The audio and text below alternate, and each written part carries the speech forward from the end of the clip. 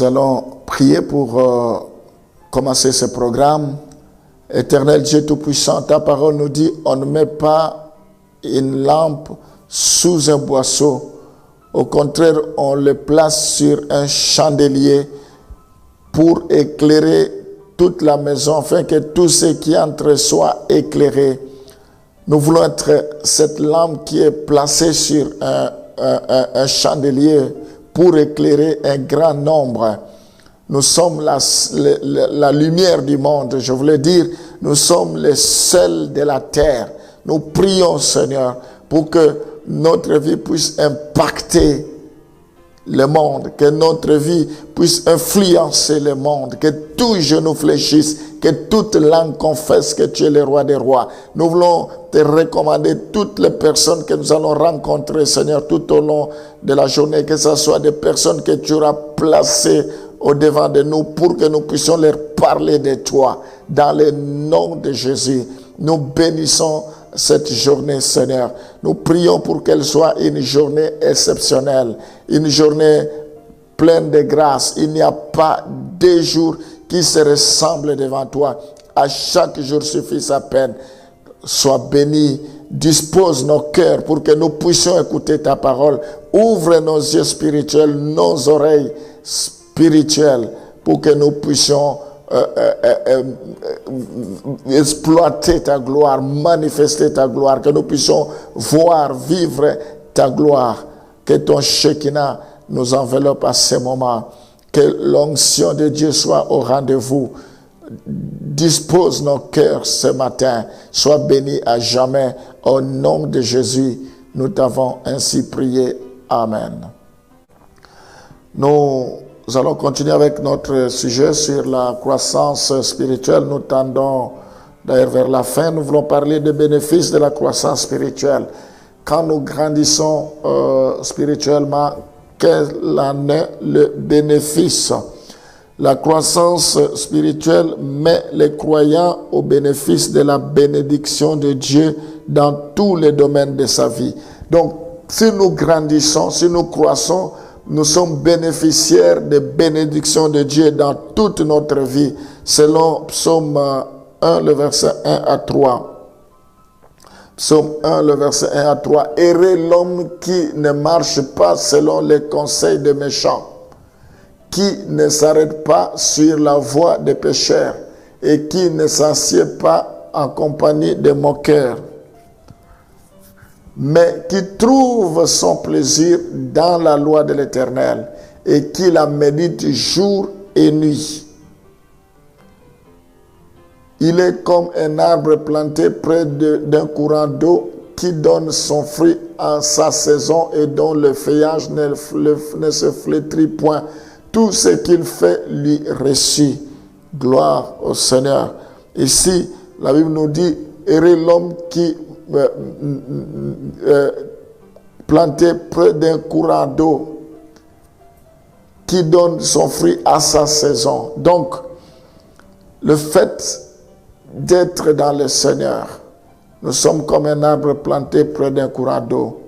Nous réussirons, nous nous épanouirons.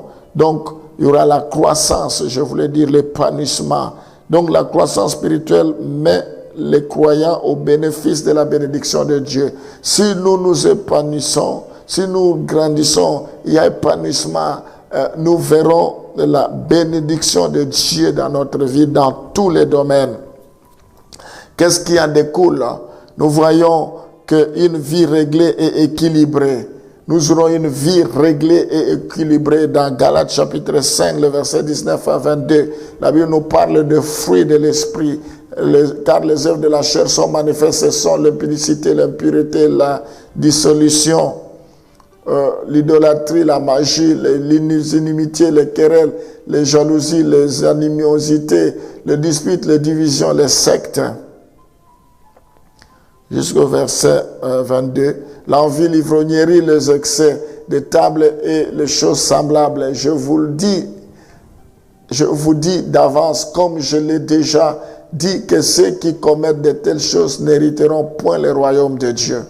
Mais le fruit de l'esprit, c'est l'amour, la joie, la paix, la patience, la bonté, la bénignité, la fidélité, la douceur, la tempérance. Nous voyons ici que les bénéfices de la croissance spirituelle, c'est une vie réglée et équilibrée. On a une vie réglée, une vie équilibrée. Nous voulons une vie équilibrée, une vie réglée, une vie bénie. Il faut que nous puissions grandir. Seigneur, il y a des bénéfices par rapport à la croissance spirituelle. Nous voulons te dire merci, Seigneur, parce que tu veux que nous puissions grandir, tu veux que nous puissions croître.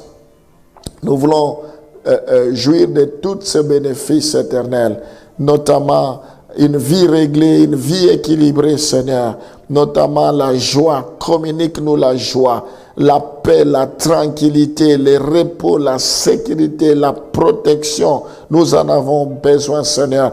Nous voulons mener une vie fructueuse qui apporte la satisfaction parce que nous avons grandi, Seigneur. Oh, nous voulons que tu nous donnes le discernement spirituel et la maturité dans le jugement. Alléluia.